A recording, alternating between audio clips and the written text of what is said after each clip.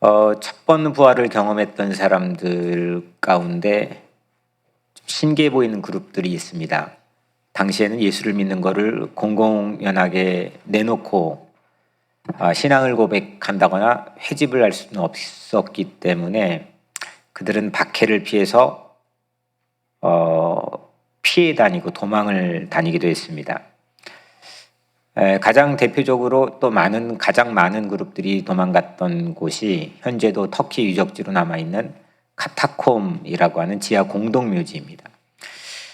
그래서 몇십 미터 아래로 미로 같은 길에 학교도 짓고 우물도 파고 교회도 만들고 그곳에서 그들은 생활을 했는데 무려 250년 동안 생활을 했습니다. 그래서 혹자는 바깥에 나와서 눈이 햇빛 때문에 눈이 멀었다는 그런 기록도 전해집니다. 이 오랜 기간 동안 그들이 그 안에 생존했을 뿐만 아니라 신앙을 지켰으며 또 그들이 전혀 위축되지 않은 채 살 수 있었던 가장 큰 요인이 무엇일까? 학자들은 그들의 인사에서 찾았습니다. 그들은 만날 때마다 인사를 이렇게 합니다. Christ has risen. 주님이 사셨습니다. Christ has risen indeed. 주님께서 다시 사셨습니다. 주님이 다시 사셨다는 이 부활에 대한 믿음과 신앙이 그들을 그렇게 강하게 했습니다. 그들은 부활을 누렸습니다. 어두컴컴한 지하 공동묘지를 교회 본산지로 바꿨습니다. 이 부활 신앙은 이렇게 강력한 겁니다. 우리도 이 시간에 우리 앞뒤 좌우로 한 사람 이상씩은 우리 같이 좀 인사했으면 좋겠습니다. Christ has risen indeed. 주님께서 정말 다시 사셨습니다. 우리 한번 인사하겠습니다.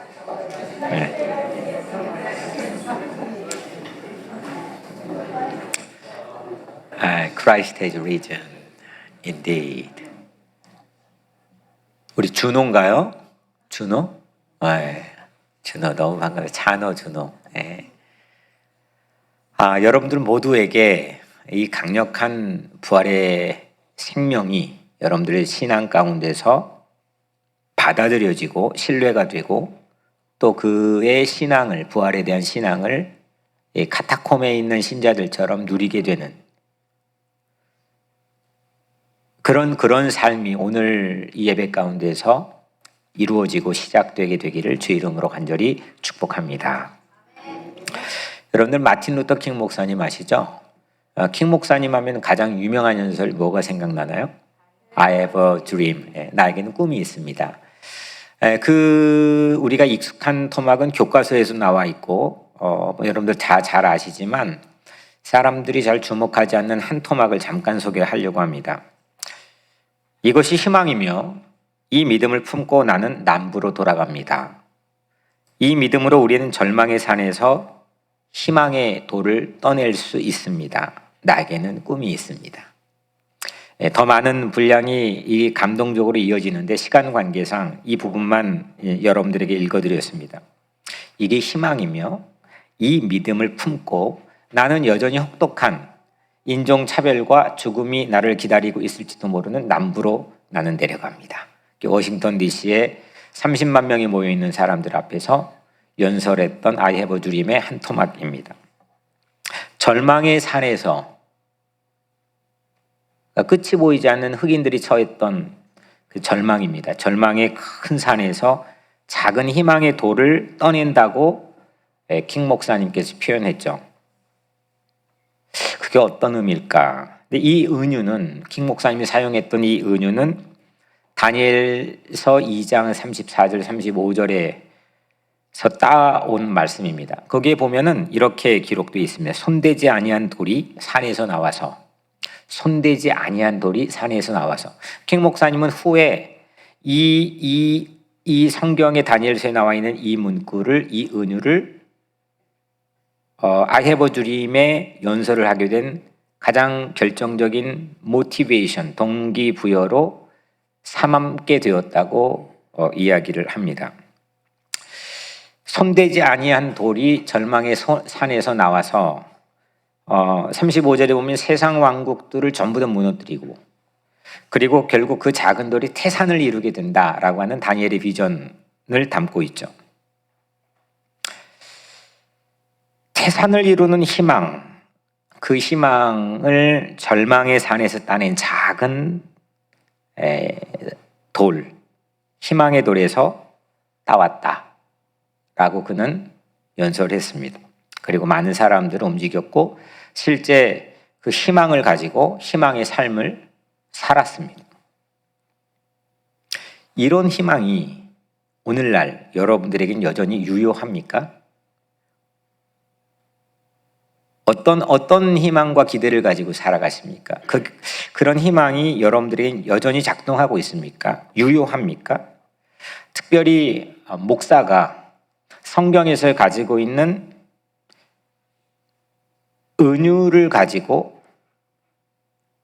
세상에 믿건 믿지 않건 세상 한복판에서 절망의 산에서 따온 희망의 작은 돌을 가지고 그 희망을 이야기하고 꿈을 꾸는 게 오늘 우리의 어떤 신앙인의 삶에서도 여전히 유효한 겁니까?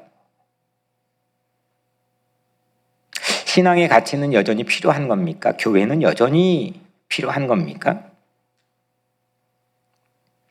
지난 200년 동안 18세기, 19세기, 18세기 후반부터 19세기, 20세기, 지금 21세기 초반까지 과학기술의 진보가 모든 상황을 통제할 수 있다. 그래서 인류는 점점점 좌충우돌하는 것처럼 보이지만 발전하고 진보하게 돼 있다. 역사는 진보한다. 자신했습니다. 그리고 그 희망을 끊임없이 이야기했습니다. 40년 동안은 두 번의 큰 전쟁과 스페인 독감의 팬데믹과 대공황이라는 3대 악재 속에서도 희망은 꺾이지 않고 여전히 그 희망을 세상에 이야기하는 게 유효하다고 세상 그렇게 우리 보여줬고 보이는 것처럼 살았습니다. 이거는 계몽주의라는 시대 사조의 가장 큰 영향 때문입니다. 그런데 우리는 얼마 전 팬데믹의 벽에 부딪혔습니다. 모든 인류가 팬데믹의 벽에 부딪혔습니다. 자신했던 의학기술의 진보는 무력해져 버렸고 또 인류 역사를 진보하게 만들어준 가장 큰 요인이라고 했던 과학기술의 진보, 그중에 항공교통의 발달은 바이러스를 확산시킨 주범처럼 여겨졌습니다. 그리고 우리 손에 들려진 셀폰을 비롯한 SNS의 통신은 사람들의 불안을 가중시키고 사람들을 좌와 우로 이념적 대립과 갈등을 더욱더 심화시키는 주범적인 역할을 했습니다. 그 팬데믹이란 한 복판 안에서. 이런 상황에서 희망은 여전히 유효한 겁니까? 여러분들이 희망을 가지고 있습니까? 희망을 누리고 있습니까? 희망을 말할 수 있습니까? 교회는 그 희망을 이야기할 수 있는 가치가 있습니까? 교회는 필요합니까? 특히 오늘날 같이 교회를 향해 기대하지 않는, 교회의 목소리에 별 귀를 기울이지 않고 도리어 비난이 많은 이 시대, 엄밀하게 말해서 카타콤으로 박해받으며 도망갔던 그 시대와 이 외형면에는 크게 다르지 않을 수도 있는 이런 시대에 교회는 필요한 겁니까? 교회는 희망을 여전히 이야기할 만한 그런 힘과 가치가 이 교회 안에 있다고 생각하십니까?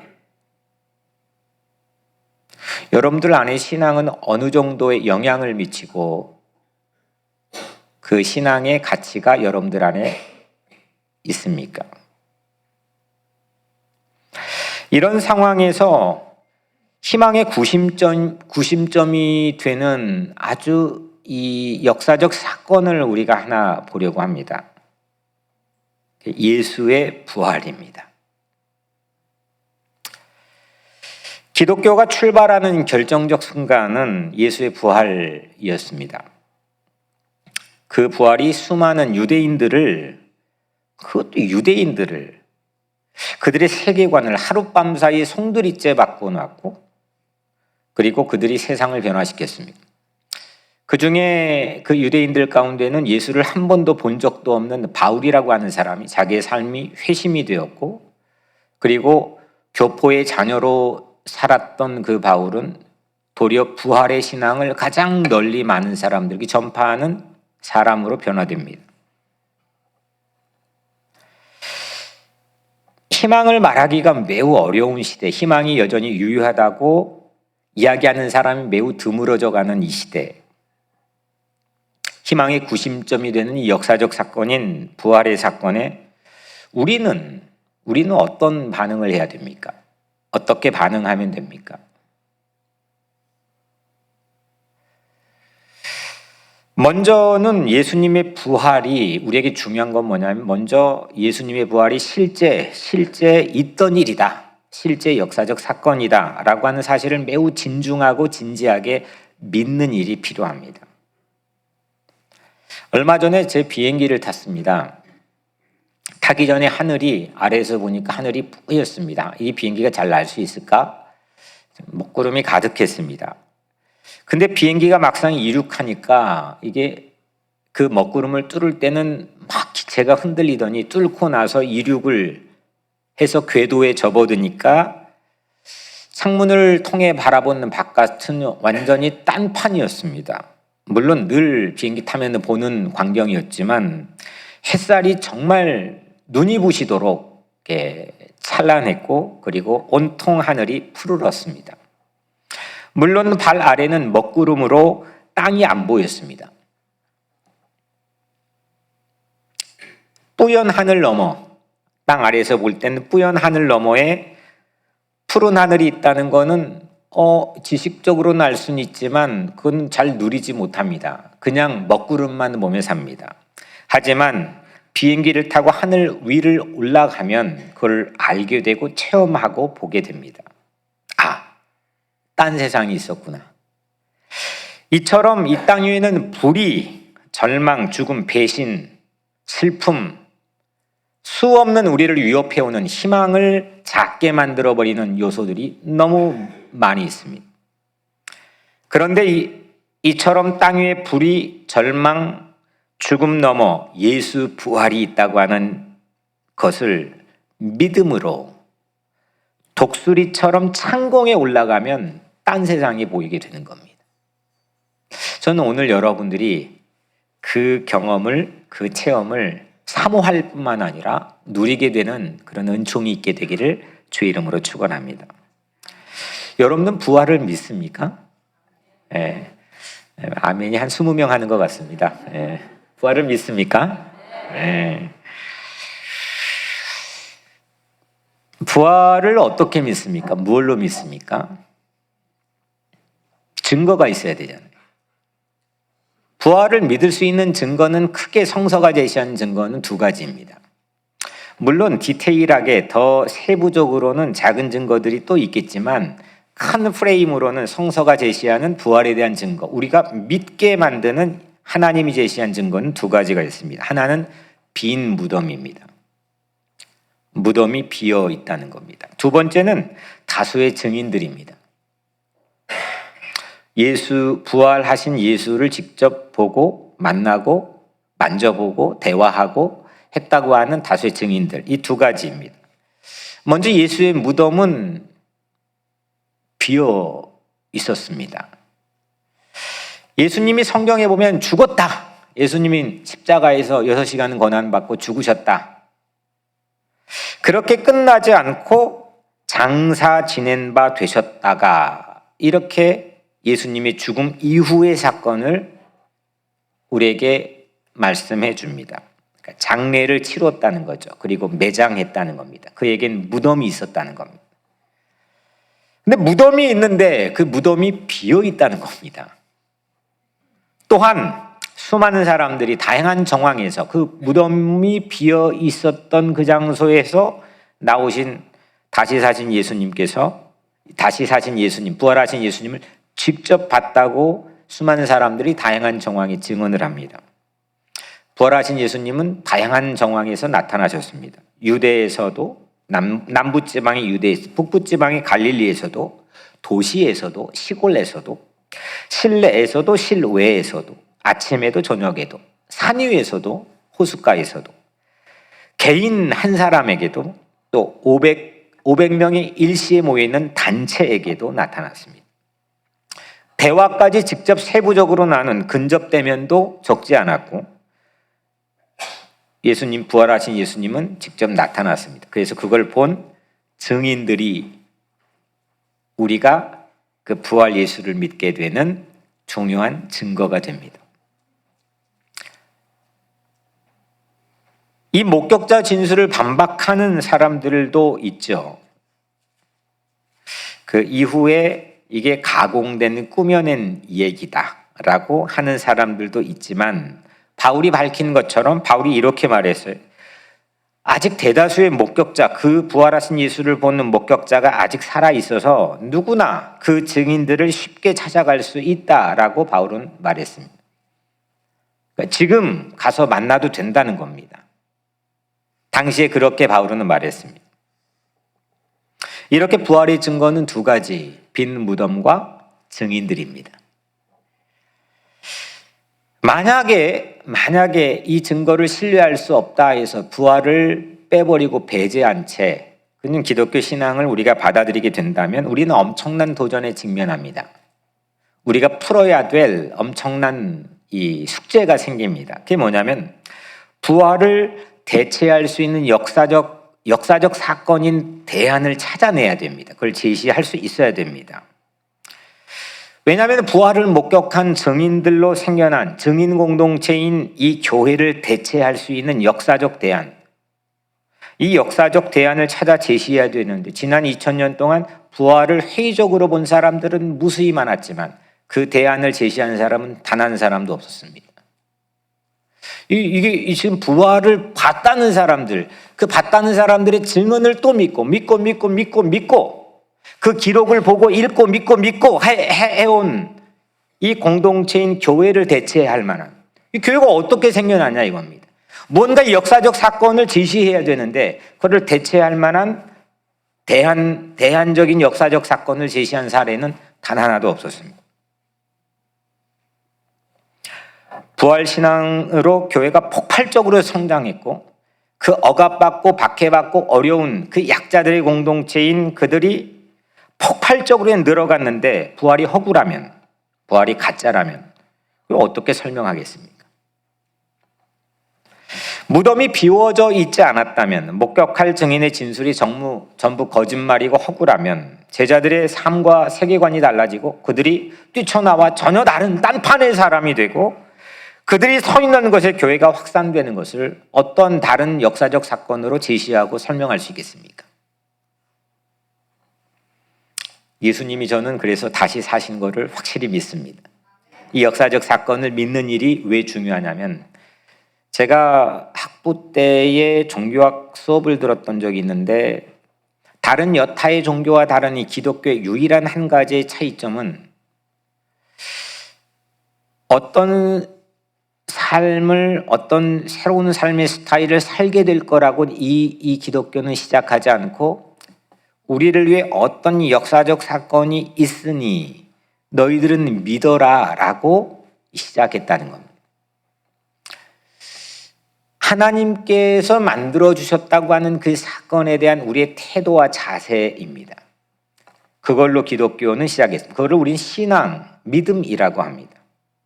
그래서 이 역사적 사건이 우리가 가지고 있는 마음의 태도는 무엇이냐고 성경은 끊임없이 묻습니다. 예수님은 다시 사셨습니다. 무덤은 비워졌고 부활한 예수님을 본 증인들은, 목격한 증인들은 분명히 있었으며 그것이 오늘 우리가 여기 모여있는 부활 신앙 공동체의 가장 중요한 결정적 증거입니다. 우리는 그래서 빈 무덤과 증인들로 인하여서 부활 예수를 믿습니다. 그 부활은 강력합니다. 그 부활을 믿고 누리는 사람들은 전혀 다른 삶을 살게 되었습니다. 그 믿음으로 마틴 루터 킹 목사님의 고백에 의하면 그 절망의 산에서 작은 희망의 돌을 떠내는 것을 가지고 세상 왕국들을 무너뜨리는 희망을 설파할 수 있는 가장 근본적인 밑바탕은 자신은 부활신앙이었다고 고백했습니다.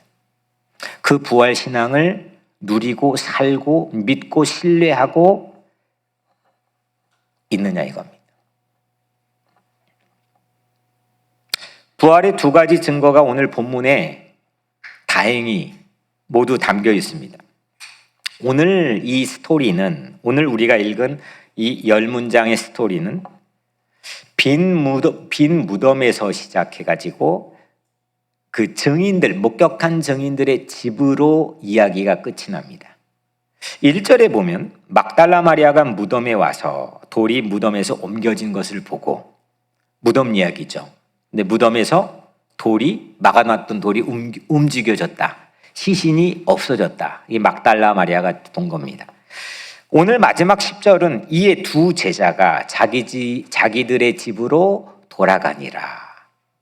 그 집이 어떤 집인지 우리가 살펴보겠지만 여튼 무덤에서 자기들의 집으로 돌아갔다. 이 이야기로 오늘 스토리가 막을 내립니다.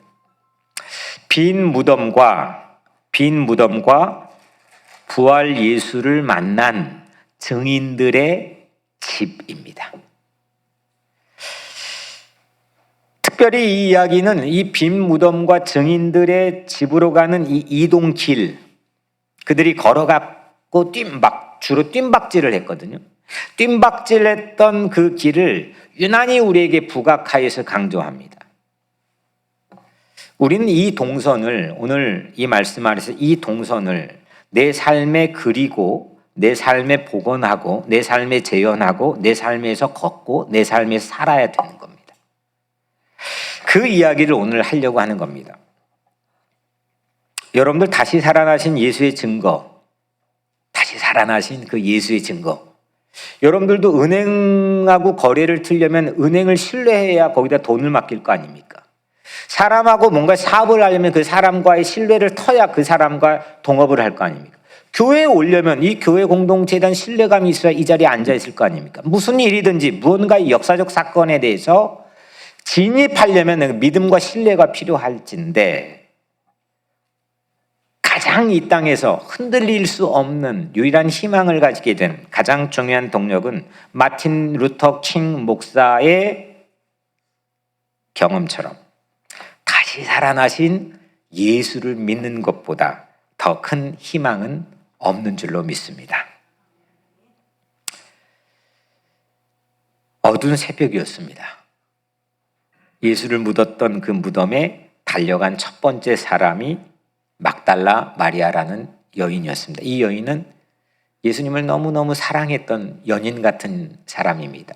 자기의 머리카락으로 예수님 발을 씻겼을 뿐만 아니라 우리의 성경에 보이지 않는 곳에서도 그 예수님이 3년 공생해야 하는 길목에, 막달라라고 하는 이 길목에, 갈릴리 호숫가의 서쪽에 거주했던 이 막달라 마리아는 이 여인은 예수님을 정말 사랑했던 사람입니다. 그래서 예수님이 돌아가시고 매장된 다음에 정말 마음이 슬펐겠죠. 그리고 그날 새벽 그런 마음을 가지고 무덤으로 달려갔을 겁니다. 그런데 예기치 않는 광경을 이 여인이 목격하죠. 분명히 예수님을 매장했던 그 무덤에 막아놓았던 문을 누군가 옮겨놨다는 겁니다. 그 무덤이 열려져 있었다는 겁니다. 그리고 시신이 없어졌다는 겁니다. 이 여인은 그때까지 누가 이 시신을 탈취해 간 줄로 알았습니다. 이 여인은 달렸습니다. 그리고 두 제자에게 달려와서 이 사실을 알렸습니다. 베드로와 요한이라고 하는 제자에게 달려와서 시신이 없어졌다고 말해줬습니다. 두 제자가 그 사실을 듣고 바로 달려갔습니다. 무덤으로 달립니다. 요한이 더 빨리, 나이가 조금 더 어리거든요. 12제자 중에 가장 막둥이였는데 요한이 같이 시작했는데 더 빨리 도착을 하죠. 그리고 몸을 숙였습니다. 몸을 구부려서 무덤 안에 들여다봤습니다. 예수님을 감쌌던 수의만 있는 것을 요한은 봤습니다. 그리고 들어가지는 않았습니다. 뒤늦게 도착했던 베드로가 무덤에 들어갔습니다.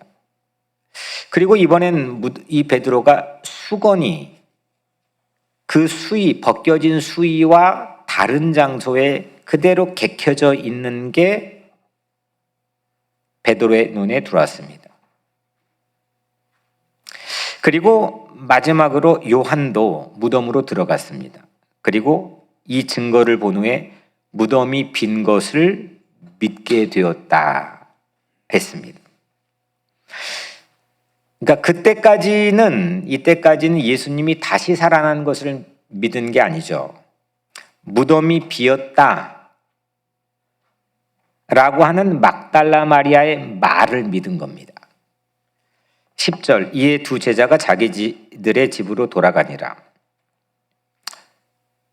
이 상태로 집으로 갔습니다. 막달라 마리아는 돌이 옮겨진 것을 봤고, 그리고 요한은 무덤에 예수님을 감쌌던 수의만 있는 것을 봤고, 베드로는 수건까지 따로 수의와 다른 장소에 개켜진 것을 봤습니다. 그러니까 비어있는 무덤을 이 세 사람이 봤습니다. 그렇다고 해서 아직 증인은 되지 못했습니다. 예수님이 다시 살아났다고 하는 사실 자체를 믿은 건 아닙니다. 그런 채로 집으로 돌아갔습니다. 집에서 어떤 일이 일어났습니까? 바로 그 집에서 어떤 일이 일어났습니까? 오늘 우리가 읽진 않았지만 바로 뒤이어 나오는 이야기는 같은 날 밤 저녁이었습니다. 그 집은 두려움으로 꽉 찼습니다. 그들이 사랑했던 예수의 시신이 없어졌기 때문입니다. 그런데 시신이 없어져서 당혹한 제자들과 마찬가지로 그들뿐만 아니라 당국도, 예루살렘의 수도 한복판에 있는 이 당국도, 예수를 죽였던 장본인인 당국도 불안하기는 마찬가지였습니다. 왜냐하면 예수의 시신을 가지고 또 어떤 유혈폭동과 밀란이 일어날지도 모른다는 두려움이 있었기 때문입니다. 그래서 처형 날짜도 골라서 6월절에 잡았던 겁니다. 그래서 이 당국자들은 관련자들, 예수의 시신과 관련 있는 모든 사람들에게 검거령을 내렸습니다. 그래서 제자들은 두려웠습니다. 두려움이 그 집에 꽉 찼습니다. 혹시 이 안에 적들과 내통하는 사람이 가룟 유다처럼 있을지도 모른다는 그런 불신이 두려움을 더 팽창시켰을지도 모릅니다. 우리도 집에도 그럴 수도 있고, 우리가 직장 생활을 하면서, 아니면 이 교회 안에도 그럴 수도 있습니다. 우리의 마음속에도 그런 불안과 두려움은 늘 공존합니다.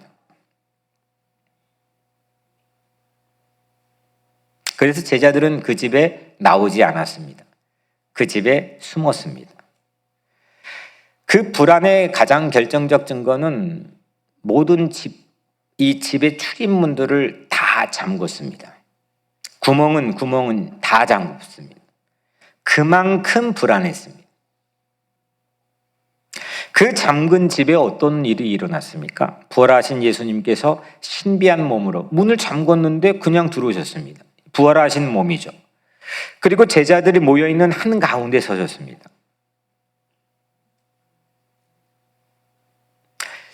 팀 켈러 목사님은 이것을 선한 침략이라고 표현합니다. 선한 침략. 침공하는 겁니다. 막았는데 그냥 들어오는 겁니다. 밀고 들어오는 겁니다. 뭘 거스를 수 있는 게 없습니다. 잠가도 꽁꽁 막아도 자격이 없어도 어떤 위치에 있어도 어떤 상황이 있어도 그냥 침공해서 돌아버리는 겁니다. 이게 부활하신 예수님입니다. 부활하신 예수님께서는 우리를 그렇게 찾아오십니다.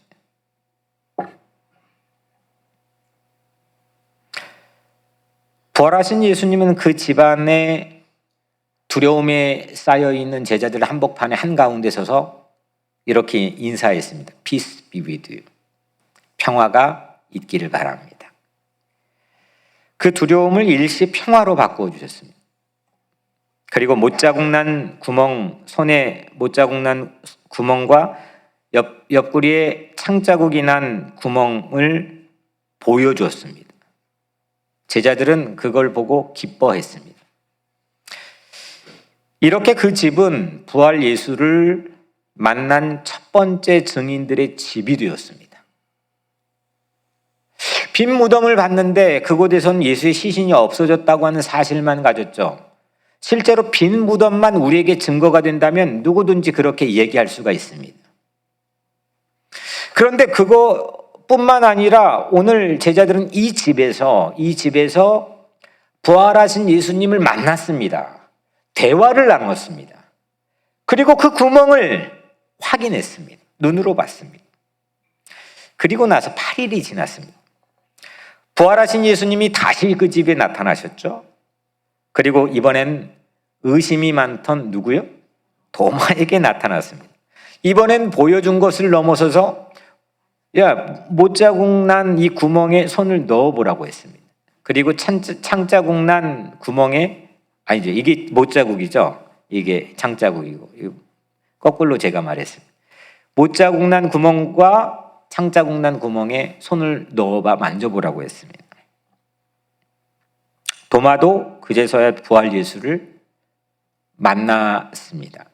만졌고 대화를 나누었고 받고 목격했고, 그래서 성경은 부활 예수를 믿었다. 도마도 믿었다. 이렇게 했습니다. 그 집이 어떤 집이 되었습니까? 부활 예수를 첫 번째로 만난 곳이 되었습니다. 대화도 나누고 만나기도 한 집이 되었습니다. 그 집은 부활 신앙을 가지게 된 첫 번째 장소가 되었습니다. 그 집이 어떤 집일까? 대부분의 전문가들, 학자들은 그 집이 아마도 예루살렘에 있는 집이니까 마가의 다락방으로 여겨집니다. 얼마 후에 그 마가의 다락방에서는 50일이 지난 다음에 오순절 성령이 임했습니다. 그리고 그들이 새로운 언어를 말하기 시작했고, 그리고 지구상 첫 번째 교회인 우리가 부르는 예루살렘 교회가 시작된 장소의 집이 되었습니다. 다시 말하면 어쩌면 그 집은 기독교의 발상지와 같은 곳입니다. 오늘 우리는 홈커밍이라고 하는 타이틀로 모였습니다. 우리가 이름을 붙였건 하나님 계획 안에서 모였건, 여튼 우리는 오늘 우리 기존의 교인들이건 누구건 전부 다가 저를 포함해서 홈커밍으로 모였습니다. 집, 하나님의 집으로 커밍한다. 그런 띠임 아래서 우리가 함께 이 한 시간 함께 모였습니다. 이게 우연인 것 같고, 아니면은 나를 초대해 준 지인의 초대 응하는 나의 선택인 것 같지만, 오늘 우리가 여기 함께 모여 있는 이것은 뭐랄까요? 일종의 선한 침략, 하나님의 인도하심, 마가의 다락방에 있는 그 집, 부활의 증인, 부활 예수를 처음 본 그 집에 모여 있는 그 사람들처럼, 그 제자들처럼 오늘 이 집으로 우리가 함께 모이게 되는 것은 일종의 하나님의 인도하심이라고 저는 확신합니다. 그래서 오늘 여러분들의 삶에는 그 무엇보다도 오늘 여러 가지 스케줄도 있고 또 우리 교회 안에서 함께 만찬도 교제도 나누겠지만, 여러분들이 꼭 기억해야 될 한 가지, 사모해야 될 사실은 부활하신 예수를 만난 증인들의 집이 내 마음에 마련이 되고, 그리고 그 부활 신앙을 통해서 내가 전혀 다른 삶을 살게 되는 시작이 오늘 우리의 삶 가운데 있게 되기를 주의 이름으로 축원합니다. 오늘 말씀의 타이틀이 빈 무덤에서 집으로. 이게 절기설교는 목사에게는 참 어려운 거거든요. 같은 늘 주어지는 본문 가지고 해마다 전혀 다른 메시지를 선포해야 되기 때문에, 오늘 저는 이 본문에서 묵상하며 처음 이 사실을 묵상하게 되었습니다. 빈 무덤과 이 집, 증인들의 집이라고 하는 이 두 가지의 증거, 이 사이의 이 길은 권능의 동선입니다. 부활을 입게 되는 새로운 권능, 파워의 길, 동선입니다. 모든 절망과 슬픔을 다 이기고 새로운 사람으로 변화되는 가장 강력한, 세상이 줄 수 없는 증거, 두 가지 빈 무덤과 이 집 사이에서 놓여지고 그들이 입게 됩니다. 거꾸로 생각해 보면 혹시 우리는 오늘 빈 무덤 집, 증인들의 집인데 거꾸로 생각해 보면 혹시 우리의 삶은 거꾸로 빈 무덤이 아니고 꽉 찬 무덤, 절망, 슬픔, 온갖 고민, 불안, 두려움, 이런 세상 것들, 문제, 이슈, 벽들 앞에서 꽉 찬 무덤, 그냥 아예 무덤 같은, 죽을 것 같은 삶, 그리고 집은 빈집, 아무것도 증언할 수 없고 아무것도 신뢰할 수 없고 그냥 살아가는 이 패러다임을 가지고 혹시 우리는 살아갈지도 모르겠습니다. 어쩌면 세상은 그런 프레임 안에서 살고 있을 겁니다. 그런데 우리의 삶이 비록 꽉 찬 무덤, 빈집일지라도 이 둘 사이의 권능의 동선을 오늘 함께 그리고 그걸 복원하고 재현하게 되기를 주의 이름으로 축복합니다. 빈 무덤이 어디에 있느냐? 물론 빈 무덤 성지순례 가면 예루살렘에도 있고 이곳저곳에 모형들을 만들어 놓기도 했지만 빈 무덤은 성서에 있습니다. 증인들에 의해서 기록된 성서에 있습니다. 그리고 증인들의 그 집은 어디에 있느냐? 오늘 바로 여기에 있습니다. 여러분들의 삶에 있고 오늘 이 교회에 있습니다. 성서에서 이곳까지 이 빈 무덤이 있는 성서에서 증인들의 집이 되어야 될 나의 삶까지 믿음으로 이 길이 다시금 복구되고 재현되는 게 오늘 부활의 가장 중요한 메시지입니다. 이 제자들이 홈커밍 했다면 우리도 오늘 홈커밍 해야 되는 거 아니겠습니까? 그럴 때 나는 희망의 돌을 저 절망의 무지막지하게 큰 도저히 무너뜨릴 수 없는 산에서 희망의 돌 하나를 꺼내어서 부활의 돌을 하나를 꺼내어서 희망을 세상에 이야기하고 내 자녀에게 희망을 이야기하고 기도할 수 있는 그런 삶으로 다시 태어날 수 있지 않겠습니까? 예수 부활이 실제 있던 일임을 믿어야 한다는 걸 우리가 살펴봤죠. 그렇다면 예수님의 부활은 오늘 우리에게는 어떤 의미가 있을까요? 그는 오늘 우리에게는 빈 무덤은 두 가지를 말하죠. 하나는 무덤입니다. 빈 무덤, 무덤입니다. 무덤은 죽었다는 겁니다. 더 이상 말도 못하고 호흡도 못하고 아무것도 일도 못하고 그냥 죽은 겁니다. 이게 무덤입니다. 그런데 그 무덤이 비었다는 겁니다. 다시 살아났다는 겁니다. 이게 빈 무덤이죠. 예수님께서는 죽었습니다. 그냥 아무것도 통과하지 않고 그냥 짜잔 하고 영광을 나타낸 부활의 모습을 보인 게 아니고 모든 영광을 버리고 낮은 곳에 오셔서 죽었습니다. 무덤이 있습니다. 십자가를 졌습니다. 그 증거가 무덤입니다. 그런데 다시 살아나셨습니다.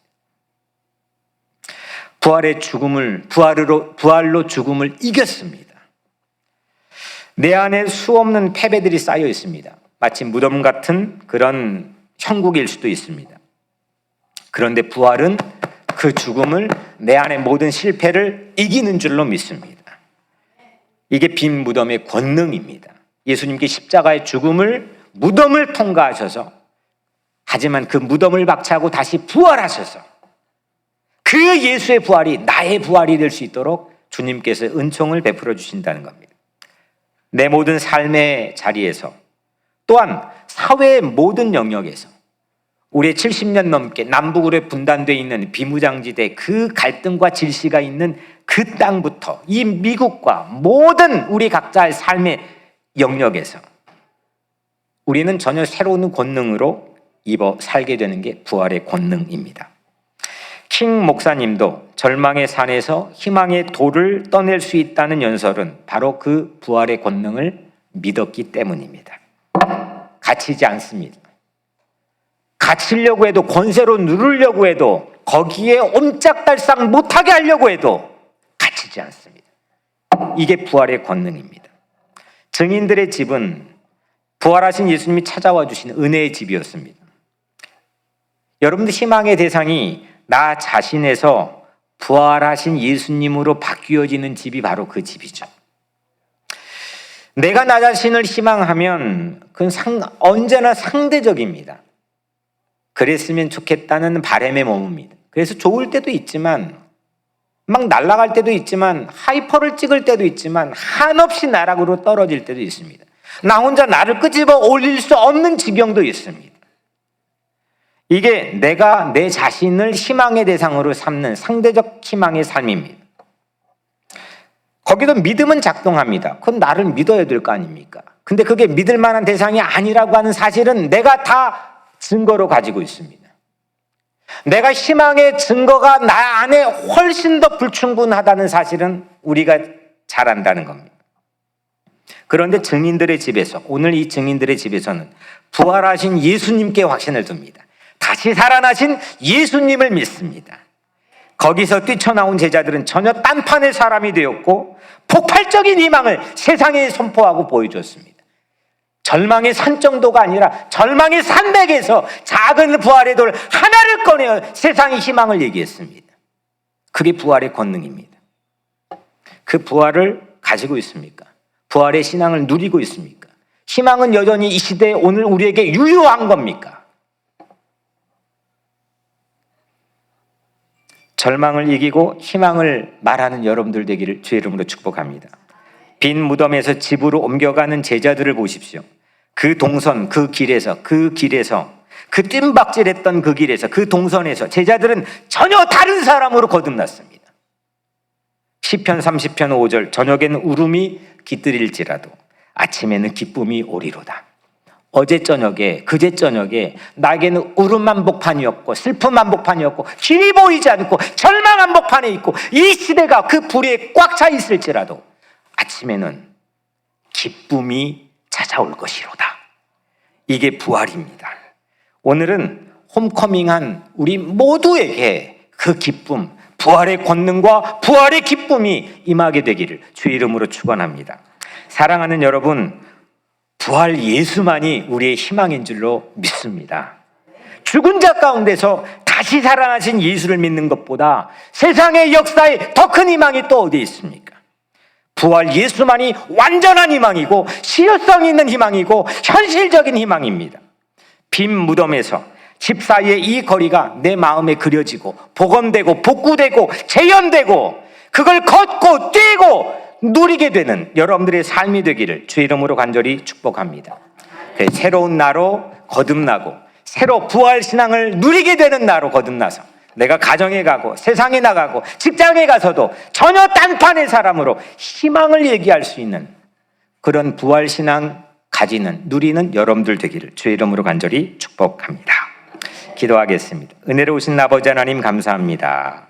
오늘 우리 모두가 부활 신앙을 믿고 신뢰하며 그 부활을 누리게 하시고 그 부활의 의미가 우리의 삶에 작동케 하시며 우리가 세상의 부활로 인하여서 희망을 말하게 하여 주옵소서.